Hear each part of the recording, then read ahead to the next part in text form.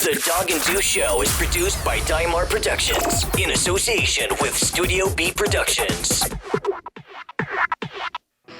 Welcome to Utah's longest-running sports podcast. This is Dog and Deuce. Every week we take a deep dive into the Utah Jazz, the Utes, the Cougars, the Aggies, and everything in between. The Jazz are back in first place for the time being. There are only 6 games left. Can they hold on to that top spot? We'll talk about it. Plus, Aaron Rodgers has created chaos in Green Bay. LeBron James had some strong words about the play-in tournament, and Real Salt Lake has won their 2nd game in a row. We've got all that and a whole lot more coming your way on Dog and Deuce number 367.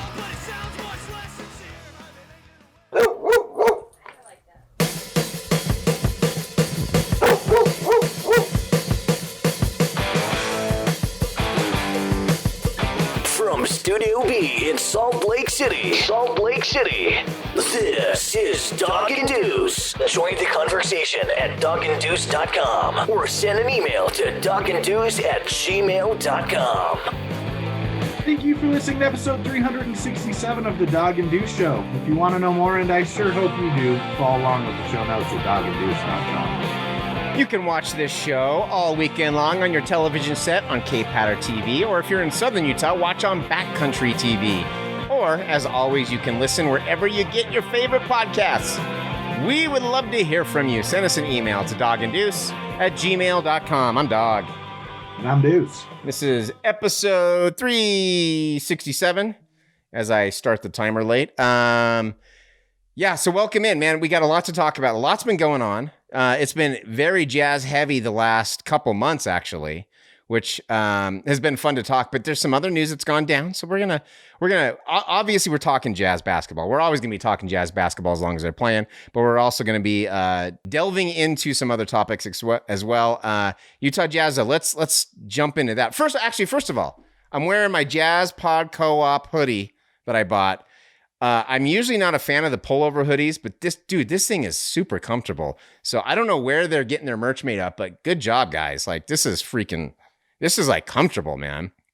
I love it. Yeah. Looking sharp there, buddy. So go help them out. jazzpodcoop.com. Buy some of their merch, find all their shows. They're great people. They've become great friends over the last couple months, actually. And we've really enjoyed kind of working with them and collaborating with them, and it's a great thing that they're doing. You know, I love seeing people who are in the same space supporting each other rather than tearing each other down, because we need more of that right now. Utah Jazz, dude, they I don't know, man. So the last time we recorded, it was the day before the Phoenix game. A lot's happened in that last week. Obviously, that Phoenix game is a letdown. They've won since then. They've won 3 in a row. But dude, has that is that Phoenix game still dragging you down? I mean, you know, the whole end of the season is dragging me down, to be perfectly honest, on all fronts. Because there's, like, some people find excitement in this playoff positioning seeding thing. I find it dumb. Like, I'm over it. Not to be rude, but like, I just want to start. I really don't care where anyone ends. I mean, as it's sitting today, I would point out Lakers are at 6, Clippers are at 4. We need the Lakers to win a few games and get that 4-5 matchup. I still think that's the most ideal thing, even if you have to meet them in the second round, right? But like, I'm just over it. Like, I want to play. It feels like there's not as much in each matchup, even though the Jazz have played well over the last 3 games, right? And I mean, forget about Toronto. That was a lot closer than I would have liked. Pardon me. But excuse me.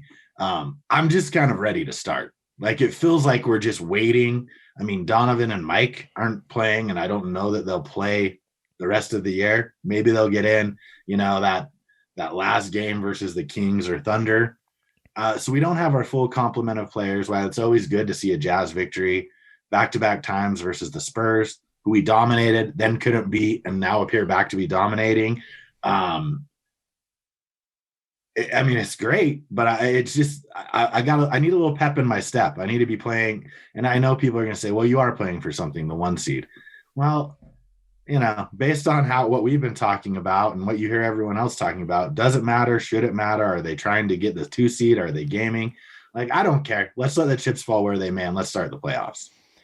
I'm kind of with you at this point. I don't think it's not that it's dumb, but it's just kind of, I'm exhausted talking about it at this point because there's nothing more we can do. We've been in this position for so long that, and it's a good position to be in. Don't get me wrong. When you're jockeying for that first spot, you would rather be there than fighting for a playoff spot, obviously. But in years past, when we've been fighting for a playoff spot, the end of the season has been a little bit more exciting. But I will take this any day where we went through that amazing streak, won 11 in a row, then won 9 in a row, then won 9 in a row again, where they were playing outstanding, record-setting basketball, looked freaking amazing. I would take that any day than, around 500, floating around there and hoping to get in that final playoff spot. So don't get me wrong. I'm not knocking it, but I am kind of worn down with the conversation. And it kind of feels like at this point, we're like, okay, what more do we say? Like, what more can we talk about it? Other than comparing the schedules going forward between the Jazz, the Suns, the Nuggets, and the Clippers, what more can we even discuss? And that's pretty much all we can discuss. That Phoenix game, though, I'm not going to lie. I figured we were going to lose. We didn't have Donovan, didn't have Mike Conley. I figured we were going to lose big. It was on the road. But then when it happened, it didn't make it any easier. It's still like I was hoping they would at least come out and show a little bit of fight, show some tenacity, and they didn't. They just got steamrolled. That was dejecting. They struggled against who did they play? Right? Was it Atlanta? No, Toronto. Excuse me. They struggled against Toronto, but they ended up pulling out the victory. Thank God. But that didn't give me any more confidence either. And then they blow out the Spurs, which is good, but it's the Spurs are not what they were back in the day. And then they blow out the Spurs again. So I'm thinking, well, maybe they just Washington, there have been other teams that we face this year who just happen to, match up really well against us. Maybe we just really match up really well against the Spurs. So my confidence level is not real high right now, man. Like I'm going to be honest with you. If they can beat Denver on Friday, I'm back to feeling a little bit more comfortable. I'm just not sure they're going to do it. It's a good thing that game's at home. That's for sure. So I don't know. Like that Phoenix game really kind of took the wind out of my sails. I'm just ready to move on to the playoffs. I'm with you, dude. Let's get these 6 games out of the way and move on to the playoffs. That said, what do you think the chances are of the Jazz holding on to that number 1 spot? Because I'll tell you, everyone's saying that the Jazz, and maybe the numbers do point to this, I don't know, but everyone's saying that the Jazz have by far the easiest schedule the rest of the way. I'm not so sure. Like to me, it seems a little on par with what the Suns have. So the Suns have in their last, 6 games, they've got the Knicks, the Lakers, the Warriors, the Trailblazers, and 2 games against the Spurs. And at that point, the Spurs might not even be playing for anything. So who knows what's going to happen there.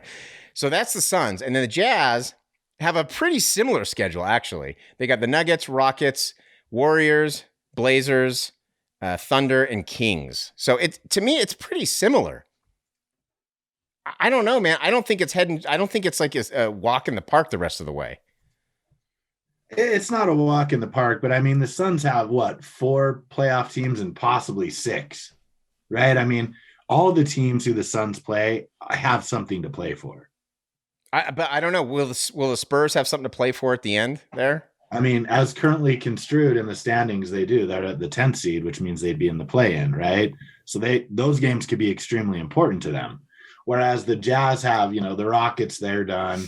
The Thunder, the Kings. I mean, I think the Suns definitely have a more difficult schedule, especially, I mean, we have some common opponents, the Trailblazers, they're trying to move up, as are, the Warriors.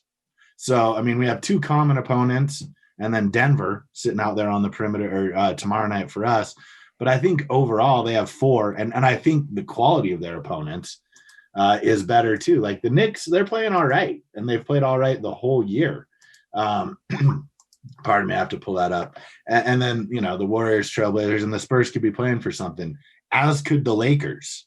I mean, I think all of their matchups, with maybe the exception of the Knicks, because I don't think they can move up much more in the East. As far as the Western Conference teams they're playing, I think they all have something significant to play for, whether it's staying in the playoff race, possibly moving up. I mean, the question is, do the Lakers, and I don't even think LeBron James will be playing in that game. Maybe I'm mistaken. Do they have enough oomph to compete? The Warriors, Trailblazers, same. And then what are the Spurs going to muster up on that last weekend? I mean, I think the schedule, just from a pure, eye test, favors the Jazz. Yeah. But I'm not sure, given how they've struggled against the Timberwolves. Thankfully, we don't end the Timberwolves the final 2 games of the year. No Get kidding. those out of the year. That'd be really heartbreaking to lose those last 2 games and slip below into the 2nd seed. I think the schedule favors the Jazz to be the number 1 seed. And if I had to put money down on it, not knowing any statistical calculations, I would probably bank with the Jazz taking the 1st seed. My only question is, and here's the real one where we'll see how much they care, right? So and this will, in all honesty, this is probably the thing I'm most looking forward to the remaining 6 games, is if the Jazz have a 1-game lead like they currently do, right? Or maybe even say a half-game lead. Who starts May 16th versus the Kings? Are we seeing Oni? Are we seeing Gerald? Are we seeing those guys start and play the majority of the minutes?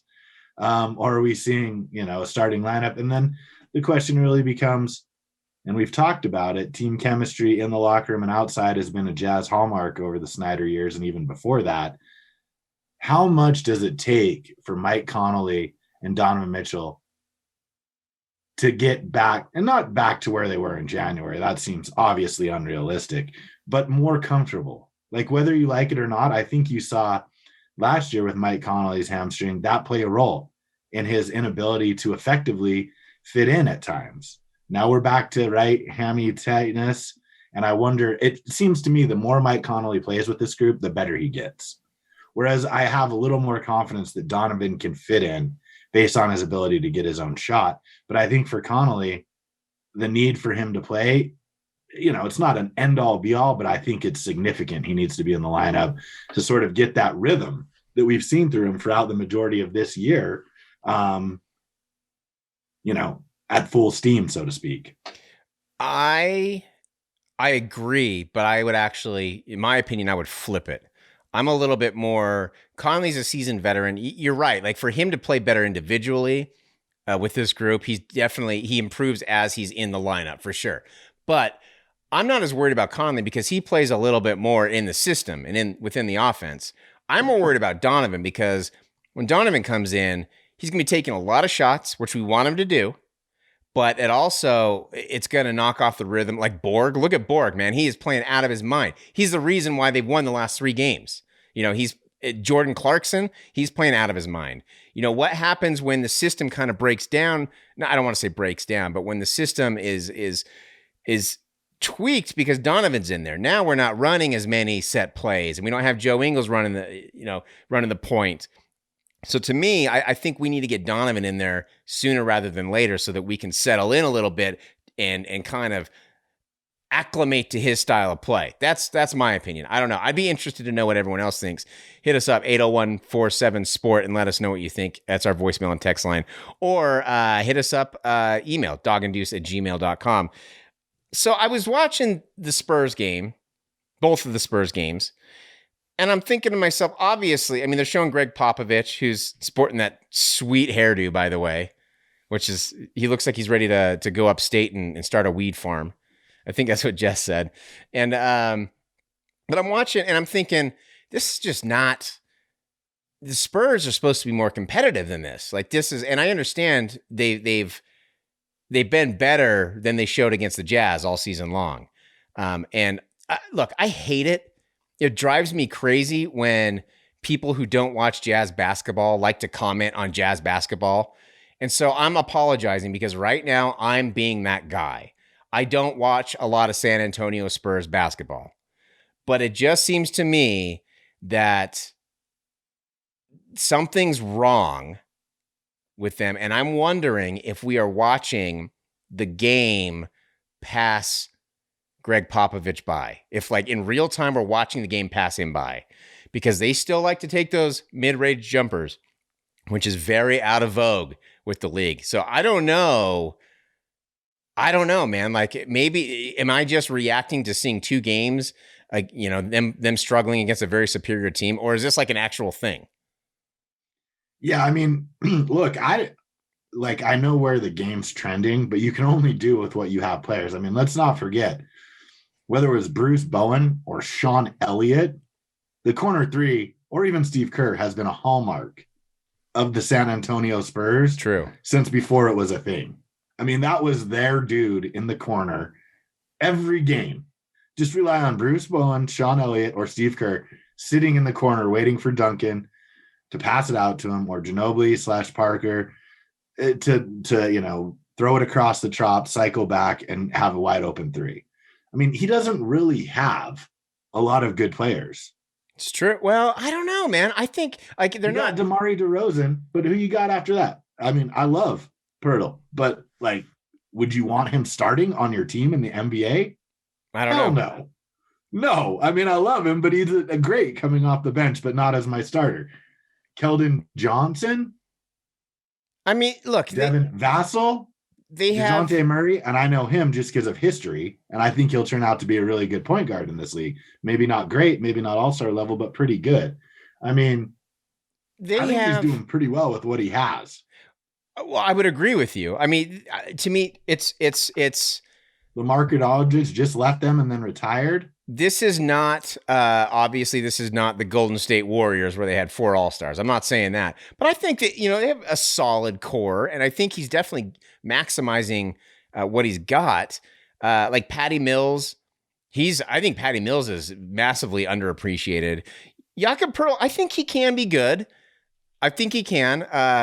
Former Ute, obviously, and obviously DeMar DeRozan. So I know what you're saying, but I also think they have I think they have more talent than maybe we would think right off the bat. But certainly Pop is maximizing that. But I'm just wondering, there's no defense there. There's no, like, are the players not acclimating to what he wants to do? Because you could see him visibly frustrated with the lack of defensive effort from his team, especially last night in the second game. So I don't know if the game is passing him by or if the players are just... We saw this kind of happen with Jerry Sloan a little bit, where the players, it's a different era, a different mindset that the players have than they used to have back in the day, where the coach just ruled and that was it. You know, it's not that way anymore. And I don't know if we're seeing the game pass him by in that respect or what's going on, but it just it doesn't feel like a Spurs team in the slightest, and which is weird saying because Gregg Popovich is the head coach. I mean, yeah, like, look, I love Patty Mills too, coming off the bench, backing up Tony Parker. You know what I mean? Like Patty Mills, again, I don't think if you're relying on him to be a starting 2 guard and score points consistently, you're going to have a rough year. Like, that's just all there is to it. Rudy Gay, I mean, how long? And mind you, Patty Mills has been in the league 12 years. Rudy I didn't know that. Has been in the league since when was he? I mean, he's 34. So he's been in the league. Rudy Gay is past his prime for sure. I didn't know Patty Mills had been playing for 12 years. 2009 he was drafted in. That's crazy to me. I would have thought like the last 5 years or so. Right, exactly. So I mean, like, I think I don't know that the game's passed him by, and I think, you know, you do see some struggles, and I'm not trying to bring any disrespect to DeMar DeRozan's name because I think he's a hell of a ball player and I really like his game. But there is something to be said that considering him and what he meant to Toronto for them, and I get it. You're getting Kawhi Leonard. Like, you're never going to pass up that opportunity, even if it just is for a year or 2. Got him a title. Truly. But there is something to be said where I feel like teams where he's the ace, the number 1 guy, leave a lot to be desired. And I don't know, and this could be totally, look, I haven't done a statistical analysis. It's totally an eye test where he gets his and he's good, but I'm not sure you don't want him being the alpha male on your team, so to speak, right? The ace, the numero uno, because it feels like defensively, while he makes some spectacular plays, he's a liability. And you're right, he plays the mid game. He's almost like the next coming of Chris Paul, if you will. You saw those shot charts during both games. Right. And when they were hitting them, it was great. They couldn't finish at the rim, or the first game might have been a lot more differently than it went. They just could not finish at the rim, whether or not Rudy Gobert was in the game or not. I hope not, because I like Gregg Popovich. I like the way he thinks. I like the way he thinks about the world, and I like the way he coaches basketball. I think it will be, and for him, you're right. The struggle that he's have going forward is getting superstars who respect him enough that allow them to coach him hard. Yeah, that may be an issue, or it may not. But those players are there. A lot of the greatest players love working under Pop, whether it's for Team USA or whatnot. So I guess it just sort of depends if he can find the right people. Time will tell. Yeah, good point. And I feel like you're happy that the Spurs are on the demise. I mean, honestly, I'm not going to lie, dude. Like when we went through that decade stretch or whatever it was where we couldn't beat them, it was like, how long did that stretch go? I don't know. It wasn't a decade, but where like we didn't beat them for freaking like 5 years or 7 years. It might have been a decade, because even at the end of the Stockton Malone, that's when it started. They were still kicking our ass because they had Duncan and right. Robinson. And it wasn't that I hated the Spurs. I just hated we couldn't beat them. There was nothing at that point to really dislike the Spurs about. They were very, when it comes to professional athletes, they were just a very kind of no nonsense, under the radar type guys. So there wasn't anything to dislike. It's not like LeBron James talking all the time. And, it's not like a lot of these other athletes who give you a reason to dislike them.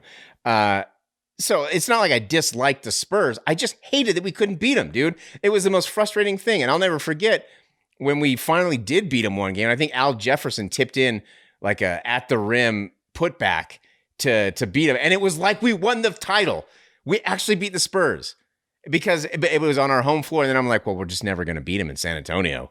And we didn't for a long time. It's such a flip-flop, like we talked about. Like, we had a 10-year run where they couldn't touch us. Right. They could not touch us. Like, and then they got Tim Duncan. Owned David Robinson. Didn't matter if you had Avery Johnson. Like, Stockton owned him. And then it just flipped. Yeah. I mean, the Spurs, we have to give a little credit. They're part of Quinn Snyder's upbringing, right, in the coaching ranks. And they also have admitted that they modeled how to build a small market franchise after the Utah Jazz. So the threads are so bound together that they're kind of like twin brother with more success, but who copied you. So there's like this inherent, it's like your twin brother who copied you, but wins all the awards and everyone loves. And we're just still like, oh, well, you guys were good. So there is this little bit of like hostility built into it while simultaneous appreciation.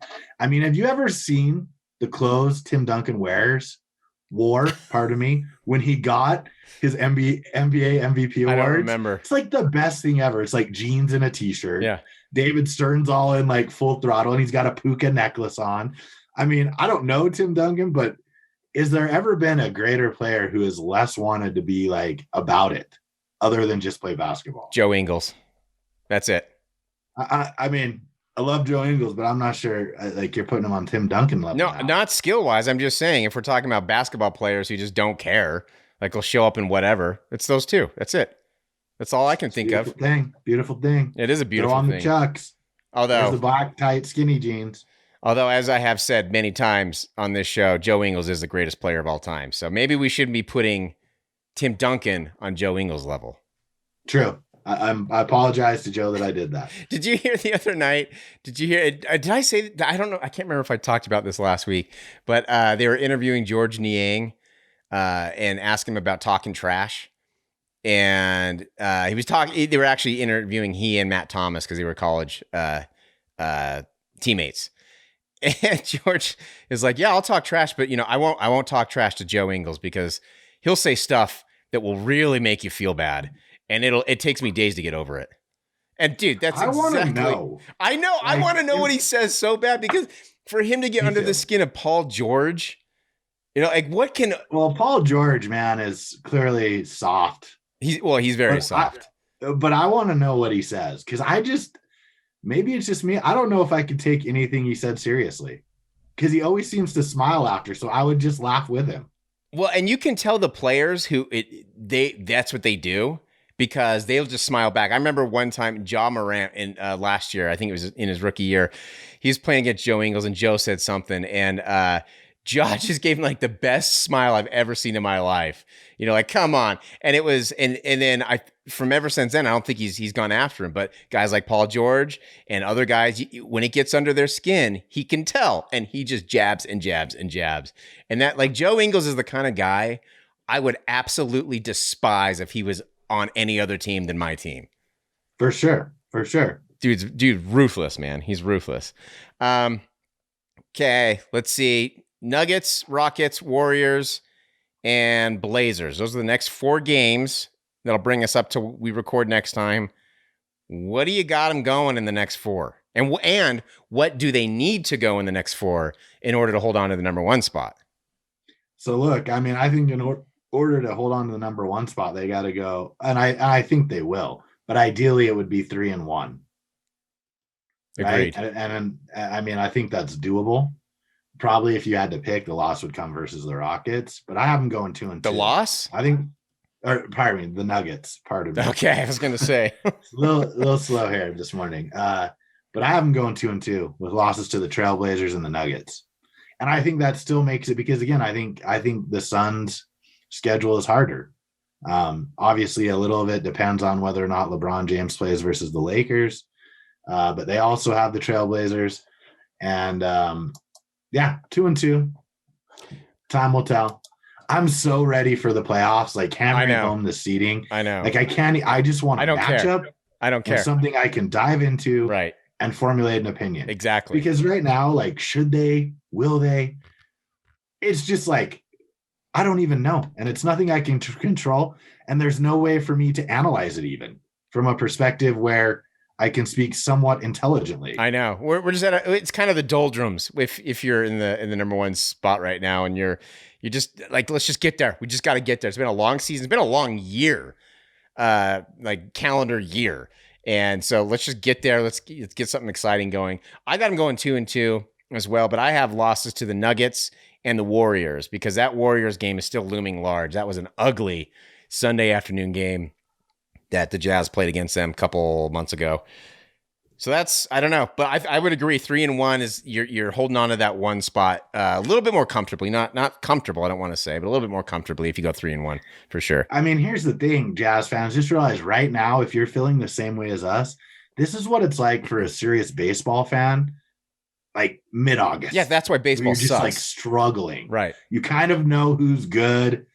Like games matter, but they feel like they don't. You just want to get to September. Yep. This is where we're at. Yeah. So I guess you're really a baseball fan is what I'm saying. No, I'm not, man. Can't say I am. If I had a team, it'd be different, but I just don't really have a team. You do have a team, bro. I do. You bought a hat. I did buy a hat. You're now officially a member. Do you even have that hat anymore? Yes, I do. My Cubs hat. You told me that if I bought a Cubs hat and they got the World Series, you take me. Never happened. Just saying, never happened. And then I did it. Yeah, that's and the then bad you did. part of that. That's okay because that would be if you actually did, I'd be like, I'm not allowing you to spend money for me to go to the World Series. But it's out of my price range, man. Yeah, I can understand why. But yeah, I guess I'm a de facto Cubs fan. Okay, we're moving on. There was something else I was going to say. I cannot remember. Let's move on. Want to go Aaron Rodgers? Oh, sorry. Go ahead. Yeah, we should. But I mean, let's just say, like, it's nice to see these Jazz bench players contribute. Trent Forrest, dude. Where the hell did Trent Forrest come from? Damn. My man. Florida State. Damn. Seminole. Looking good, man. The guy he's got a future. I think all these guys do. Ooni is playing well when he plays. I mean, all of them are actually playing relatively well, considering what they're thrust into. So I'm happy for that. That's for sure. Well, and the most positive thing, but it's still honestly not enough to keep me super locked into Jazz games once it goes above 15. Like it's on. Yeah. but it's normally just me cursory watching it. Exactly. Not like normally where I'm like, bang, don't bug me. Last few games, not so much. Well, do you remember early on in the year that deep bench was not good? And there's a reason why they're on the deep bench. But they've had so many minutes because the Jazz are the starters are blowing people out that deep bench gets in there, and now they're getting more experience, and you're seeing it kind of come together a little bit more. It's a lot more fun to watch for sure. They've had the best of all worlds, really, this year. If you're a general manager and a coach, angling for the number 1 seed, had injuries, we've overcome bench players who we want to see develop, so we know what we have for next year's roster moves, have got more minutes than in a typical NBA year. Literally, if the Jazz lock up the 1 seed, despite playoff, like next year, they've given so much to Zanuck and Lindsey and Quinn to work with that it could even be better. That's cool. That's true. Important. It's been a dream for player development. That's for sure. Aaron Rodgers. Dude, this is wild. And this is like, you heard rumblings last year that this might happen. I'm just surprised it took this long. It's almost like Aaron Rodgers was waiting for the perfect moment to spring this trap on the Packers. And he waited until draft day, dude. Like, it's almost like he was so pissed about the last draft day that he wanted to spoil their party, this year. That's total speculation on my part. But here's, and I don't know where you come down on this. I know you got an opinion on this. I know you do. You have massive respect for Aaron Rodgers. You always have. And I admire you because you have not allowed your hatred of the Green Bay Packers to color your coverage of Aaron Rodgers on this show. So where I'm dying to know, man. I don't even care about my take on this. Where are you standing on this feud between Aaron Rodgers and the Green Bay Packers? And if you haven't heard, let me just say real quick. Aaron Rodgers says he doesn't want to play for the Packers anymore, allegedly. This is what's come out. And everyone is I think, correctly speculating it's because of the Jordan Love draft last year. So where do you stand, James Dyer, a.k.a. Deuce, who I still think is the greatest NFL personality that we have in this local market? I'm serious. I think you break it down better than anybody. Where do you stand on this issue? Well, yet I haven't won a pick yet. That's very kind words. You can say that. I bet that changes when I take the throne this year. You mean in our analyzing NFL games, in our annual NFL competition between you and you've never won in the 10 years that we've been doing this show. I win every year. I know why. I know why. I don't want to tell you though. Because if I tell you, keep that to yourself. No, I'll tell you why. Because you don't break it down before we get on Mike. You go off the seat of your pants. You choose in the heat of the moment. You don't even look at any numbers or anything. That's why I've been winning, dude. Hey, it means a lot to you, and I like to help out my people I care about and love. Like, that's all I know. Let me say, first of all, I am a Bears fan. So as a Bears fan, I'm extremely excited about this. The possibility of him leaving the division. Go to the AFC. I don't even want to see you till the freaking Super Bowl, should the Bears ever get there. But I would be disappointed if he did some revenge tactic. Honestly. Like Brett Favre? Like, that is so beneath him. And just it though? Well, I don't know if it is, but I would be angry at my 8-year-old daughter. So I hope the 40-year-old quarterback has a little more couth than that. But let me say also, I can't really blame him, right? Like, he has given everything and been sort of walked the line behind Brett Favre, dealt with Brett Favre being pretty rude to him for a while. And it's sort of interesting to me that he doesn't have a more nuanced opinion about them drafting Jordan Love, because he was that dude. And we know him and Brett Favre's relationship for the first few years was difficult. So it's weird to me that being the person who came in to replace a legend and now is the legend himself, he doesn't have a little more empathy because he shared that exact moment. Right? Yeah. So maybe not Aaron Rodgers isn't the person I think he is. I'd like to think he, from other things that he's discussed, is very empathetic to the world. He's not. But that is concerning to me, right? Like, that he couldn't at least understand it. I mean, let's be honest. Jordan Love's from Utah State. There is no time or place, if Aaron Rodgers isn't severely injured, that he's overtaking him, or if he's 50 Agreed. You know what I mean? There's just not a chance in hell. Like, you can love Jordan Love as much as you want. He is no Aaron Rodgers. You know what I mean? And if he's even in the ballpark, then the Packers did the right thing. And it shouldn't be a mystery again, because Aaron Rodgers has been in this scenario himself. So what did he think? Did he just think that the Packers were not going to plan for a future without Aaron Rodgers? Did he just expect them to sit by and not even worry about the day that he retires? You know, like, what did he expect to happen? Like, that's so stupid. And honestly, you're absolutely right. Jordan Love, there's no way he's going to even come close to Aaron Rodgers. And if I'm Rodgers, look, I'm sorry, Aggie fans are going to be really mad at me right now. But if I'm Aaron Rodgers, I go back and I look at Jordan Love's senior year, and I think, okay, he's not it. He's not it yet. Maybe he will be someday. But his senior year, when he didn't have anyone to throw to, he looked less than impressive. And I'm still shocked that he went as high as he did. So if I'm Aaron Rodgers, man, I'm not worried. I don't care. And especially, like you said, this is like an exact reverse position of what happened when he was a rookie coming in, or when he was a young guy and drafted. Like, it's so stupid. And I think that Aaron Rodgers is not the guy you think he is. I mean, I will say, like, I hope that, he is a professional and has dealt with Jordan Love accordingly in the locker room and helped guide him should he get injured. But I just found it a little weird at the timing and unnecessary. But I can appreciate where Aaron Rodgers is coming from. I mean, you hit on it. Jordan Love, with the exception of Devontae Adams, there aren't really an Aaron Jones. I mean, he's made Marquez Valdez-Scantling turn into a household name. Right. I mean, he takes receivers like, I don't know, is Reggie Dunn making all these teams and getting these contracts from the Cowboys and the like if he didn't play with Aaron Rodgers? Because when you saw him with Dak Prescott, wasn't quite the Reggie right. Dunn, pardon me, the Reggie that we remember from Green Bay. So I don't know. It's hard to know, and I appreciate that he's angry that they're not getting him more, players on his side of the ball. I thought the timing was foolish, because I think that actually undercuts his desire. Like, knowing that he's willing to leave means they're not going to get as much and less likely to let you go. And that's the point. This is the thing I never understood about players when they put out that trade request in that manner. It seems to hamstring your GM and your franchise to be able to get you to where you want to go. Unless you're James Harden. Right. Yeah. Well, in the NFL especially. Right. Maybe definitely. not so much in the NBA, right. But in the NFL especially, it's the opposite, right? Of what we were just discussing with Popovich. It's still a league ran by coaches and GMs. Whether you like it or not, the players have very limited power. And unless you're Carson Palmer, who's literally willing to retire to get out of Cincinnati, then your options are wait till your contract's up.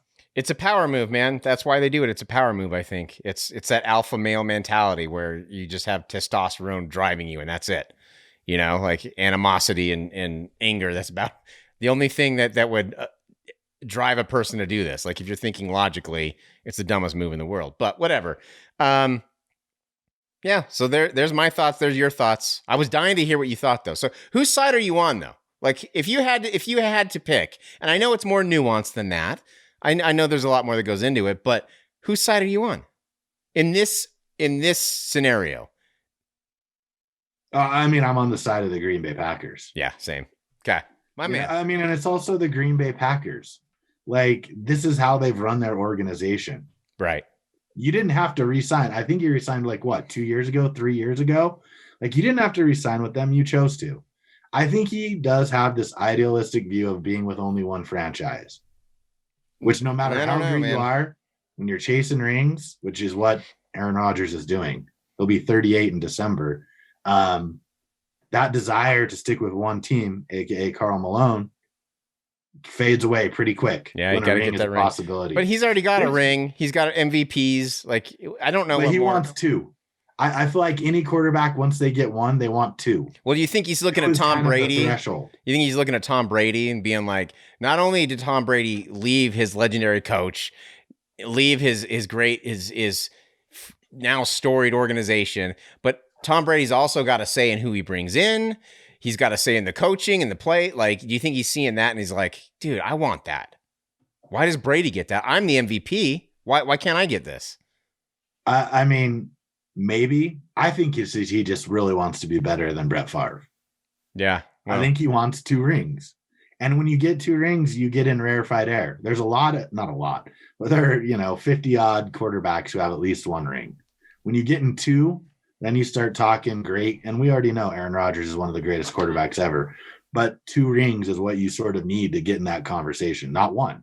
well, Everyone loves Brett Favre and thinks of him as a gunslinger, most touchdowns, most interceptions. And if John Madden were here, he'd say he's the greatest quarterback ever, right? I mean, yeah, Brett Favre owes all of his endorsements to John Madden, so true. as far as I'm concerned. So true. But he's not. And he could have been better if he was a little more measured in his approach to the game. I think they'd have 1 more ring. He almost got it with your Vikes. That was the heartbreak one. That was went for it. That was awful. But as a Bears fan, I'm stoked. We got Justin Fields, Aaron Rodgers on his way out. We got to deal with Kirk Cousins and Josh Rosen and Jordan Love and Andy Dalton, man. You got division titles for years to come. You got the real secret weapon in Andy Dalton. He's going to get you there. And the red rifle for sure. The red rifle. I just want to say, and I meant to say this the week before, I'm going to start recording my 10 to 11:30 conversation with my dogs, because I always forget what I want to say. But we solved the world problems. World hunger is on our thing for tonight. Good. So be ready for that. Get on that. But I never understood why Justin Fields dropped. I know he has the epilepsy. All the dude does is just win, destroys Clemson, makes him in the fight with Alabama for as long as he could, despite broken ribs. Ryan Pace, I don't know if he saved his job, but he tried to.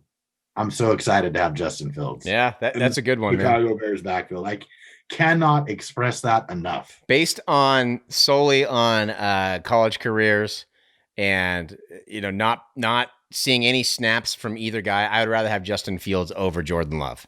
I'm sorry, Aggie fans. I know we're going to get a lot of hate mail for this one, but I'm just not. I would rather have Justin Fields over Trevor Lawrence. I would too. I think I would too. Well, I don't know. I'd have to think about that. Let me break that down. I know Trevor Lawrence has had an uber successful career and has sort of put Clemson on the map. But dude, the ACC is weak sauce. He's been playing up there against Michigan, Michigan State, Wisconsin. Dude, I'm Justin Fields all the way. I'm on the bandwagon. I got a jersey coming in the mail. A jersey coming. Nice.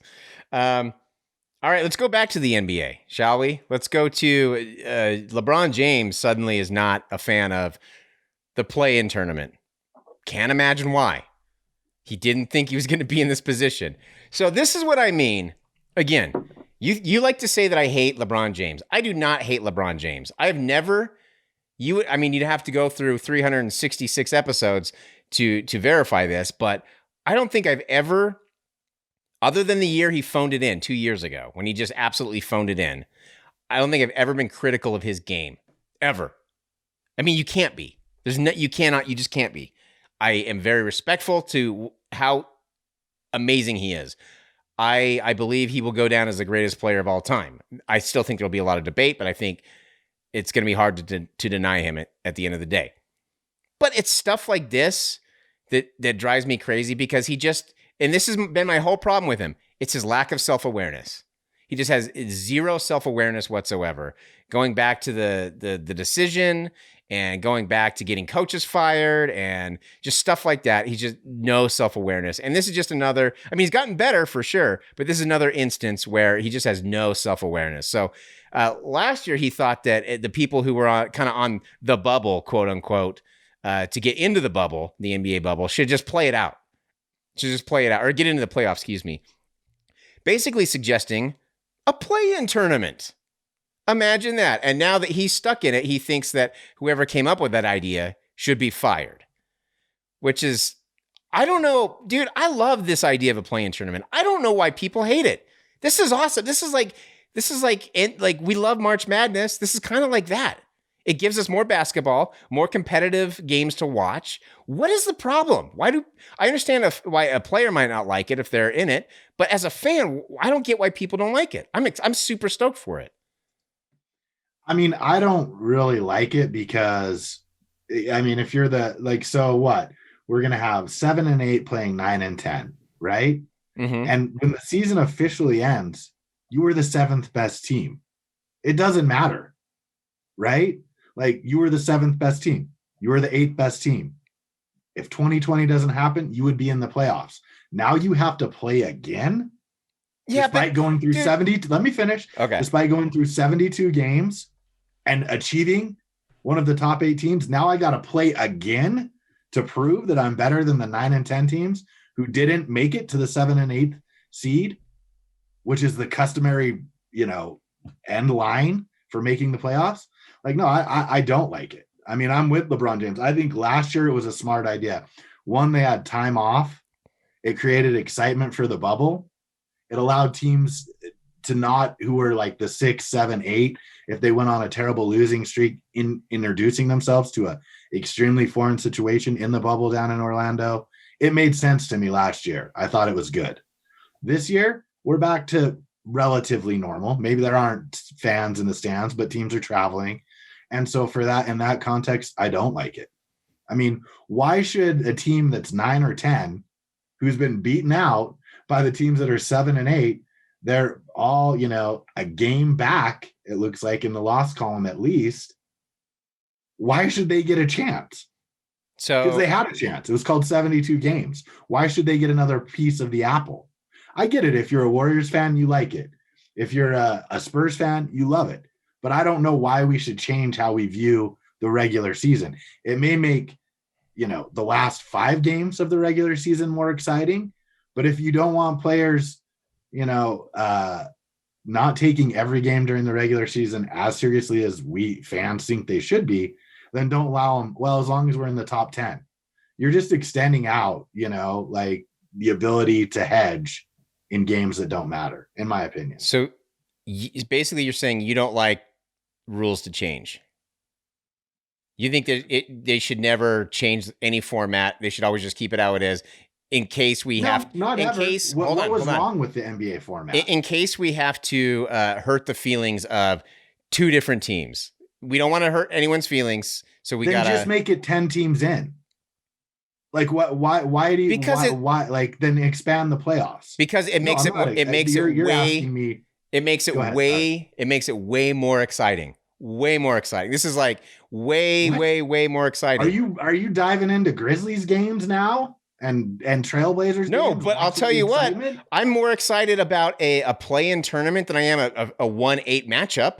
Absolutely. It's still going to be a 1-8 matchup. Exactly, but they're going to get more competitive basketball before you get that 1-8 matchup. They're going to get people. I just don't see it. How do you not see it? This is a competitive. This is like them being competitive. This is them being like, this is more like a March Madness thing. This is like a first 4 thing. Like, to me, I don't want the NBA to be more like college basketball. Well, not college basketball, but the college basketball postseason, you've said it, I've said it, is the most entertaining sports event of the year. You don't want it more like that? No. You don't want more exciting basketball? I think playoff series are exciting.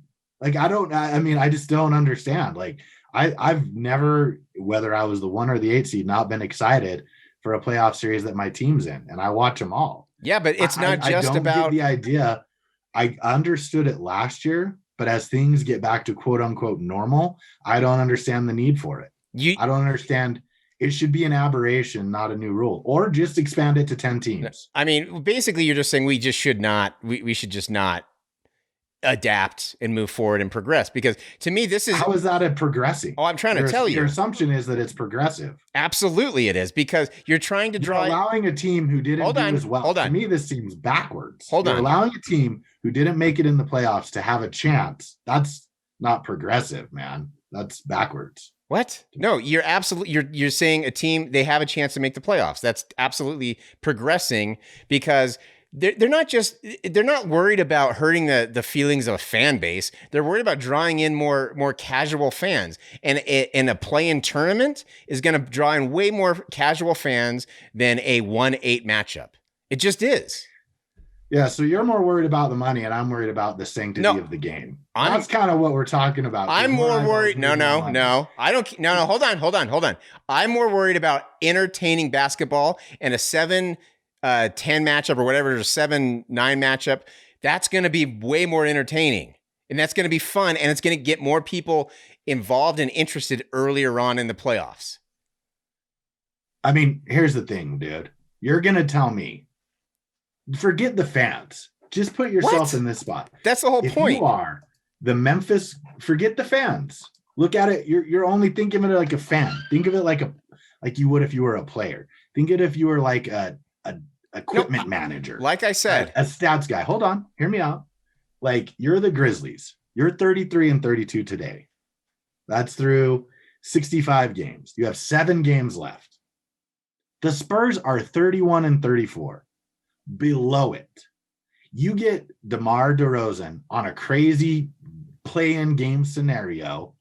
He dropped 60. You're telling me it would be better for the league to have the Spurs play the Jazz, who we've just destroyed without our 2 best players by 30 plus points, than playing Ja Morant and the Memphis Grizzlies. I think it's worse for the league. If Ja Morant and don't win that matchup, dude, you are losing a future face of the league out of the playoffs. You have so many hypotheticals in there that I can't even address it. Like you're saying, if this happens, and if this happens, and if this happens. I'm saying it's possible to happen. It is possible. And the freaking Grizzlies, as the 8 seed are in, you have a future face of the NBA in the playoffs for the here's first what you're saying. You don't care about watching an exciting matchup between 2 closely seeded things, and it's like a bonus playoff series. Like you're talking about how much you love playoff series. You're not enjoying to see as a fan, because you have to view it as a fan, because they're not taking into account the training people and the players. Like obviously this isn't about them. They don't care. They're more about trying to get the money and get the fan engagement. You're telling me as a fan, you would not want to watch a extra competitive, like more basketball that's competitive? You wouldn't want to watch that. You were just talking about how boring. We just talked about how we already want to get to the playoffs. Yeah, it is part of the playoffs. Interested. I don't. It's part of the playoffs. So you were just talking about how bored you are watching Jazz basketball because it's not the playoffs yet. But to get like it's just like what we talked about when you're jockeying for playoff seeding. It's just like extending that even more. Like that's a fun period when you're kind of jockeying for playoff seeding, trying to get into the playoffs. If you extend that into an actual tournament, yeah, that makes it way more exciting. I'm going to watch a Grizzlies Spurs matchup when I normally probably wouldn't give a crap about it. Where do you draw the line though? I mean, again, like at some, you're starting to sound like an anti-vaxxer. You can roll your eyes and tilt your head back, dude. But then let's just start at the playoffs. Let's play 20 games. We've already done that. That's great. Everyone have a play-in other than the top 8 teams. And just continue. You mark my words. This will be successful. There is a point to playing a season. And the season is if you're in the top 8, you're in the playoffs, and you're not. You act as if this is going to negate the entire season. Like it's the sanctity. It will. If the Grizzlies lose, it will negate their entire season. Absolutely. Franchise to make the playoffs. Exactly. For that franchise. There are going to be 2 franchises that are left not in the playoffs, but you know what? There would be 2 franchises that wouldn't even have a chance at the end of the season anyway. So why not just extend that? The Warriors have had enough. There's no reason to not extend it. No reason. You're going to hate this. I think your better argument comes on the Eastern Conference side. I'm not you're talking Russell Westbrook and Bradley Beal. Now you're talking some interesting. Wait a minute. I'm not. Could actually make a run. I think the Warriors could actually make a run. The Warriors, pardon me. I call them the Bullets still. The Wizards could actually make a run, or at least give a first round team a matchup scenario where they're nervous. Yeah, you just proved my point. I'm not talking about No, hold on. How about Russ Westbrook? Hold on, people. How about Russ Westbrook? That's the point I was getting. Hold on. You're looking at this as right now. Like what's happening right now in these playoff races. I'm talking about in general. In general, I think it's better to have more competitive basketball than it is to have less competitive basketball. That's my whole point. I don't know how a fan can look at this and be like, this is a bad idea because the Grizzlies might not make it. Like to me, that's like, no the Grizzlies will have a chance. Whoever might not make it. I'm in the same boat with the Hornets. The Hornets haven't made the playoffs in a long time. They've been out without Ball. they've played relatively well, 32-33. Like, yeah, I think they deserve to make the playoffs if they finish in the 8th spot. I don't think the Wizards, who are just coming on strong, should be able to oust them. I think the full body work of a season matters. That's why we play them. Yes. Yeah. I don't think arbitrarily adding just the 9 and 10 seed to a play-in game makes it any better. Well, then we're never going to. What if the 9 and 10 seed were like 15 and 62 or whatever it is? But dude, like, no. Do you think that would still be good? This is like saying, like, well, the NFL shouldn't add a game because then the 16 others won't matter. It's like, no, that's not true at all. You're just saying, because that doesn't make the playoffs, and the NFL shouldn't. Everyone plays the same amount of games. They can, and everyone knows the rules. They didn't just throw this out there like last minute. Then I'd be with you. The whole season long, everyone has known this is what's going to happen. So I've been opposed to it the whole season long. I know, but I mark my words, and we're out of time. This will go down as a success because it will get more people watching the play-in tournament than would watch the end of the regular season. Bro, it won't make it past 2 more years. There will not be a plan in 2 years. We'll see. So real quick, RSL has won their 2nd in a row. I'm going to make it a point for us to cover more RSL this year because I kind of miss watching it and getting involved. It's going to be hard though if they're not very good. I'm not going to lie, because soccer, as I've said many times, is really tough to watch when it's not played well. But they did win. They beat Sporting KC, and from what I understand, they're not the same Sporting KC they were in the past. But it's like us beating the Spurs. Like it's like the Jazz beating the Spurs. It's still fun to beat those guys, man. Like it still gives me a sense of satisfaction. And I'm not gonna lie, it took a little of the sting off the Jazz loss to Phoenix, seeing RSL beat Sporting KC. So, are you gonna be watching in our last minute? You gonna be watching RSL? I mean, I've been trying. I watched the first match, not the second match, because I had soccer that day myself. I will say, though, it's impressive, man. 2 games, 6 points. They're the only team in the league who has got full points in all 2 matches. I'm going to be watching apprehensively because I fear this may be like what was it, like 11? I don't know what year. They started out 6 points and then they were terrible. Right. Could be. We'll see if they can continue. It's a young squad, new look squad. I like their feistiness. I like the way they're playing. Yeah, we got to follow them more, and we will. We definitely years ago. Oh yeah, I'm in. You know, again, there were times during this game though when I was watching, I'm like, this is so boring. But then they go and score a goal, and it almost like made all the lull in the game exciting again. Like I get why people like soccer because of that. But yeah, so we'll be covering RSL. We're obviously going to be talking Jazz. We're obviously going to be talking about this amazing play-in tournament that's coming that James is just so excited for. This felt like an old school show, man, where we're going at each other. We haven't had one of those in a while. Yeah, well, I mean, I just don't understand your desire for the play-in. I don't understand how anyone could be against it as a fan. As a player, yes. Anyway, we'll talk more about it. We'll get into it next week. We'll finish this conversation next week because we are out of time. And we'll be talking a lot more, too. Anything else that's going on, we'll hit it, and we want to hear what you think. So send us an email to doganddeuce@gmail.com. I'm Dog. And I'm Deuce. And we will talk to you next week. Thanks for making us a part of your day.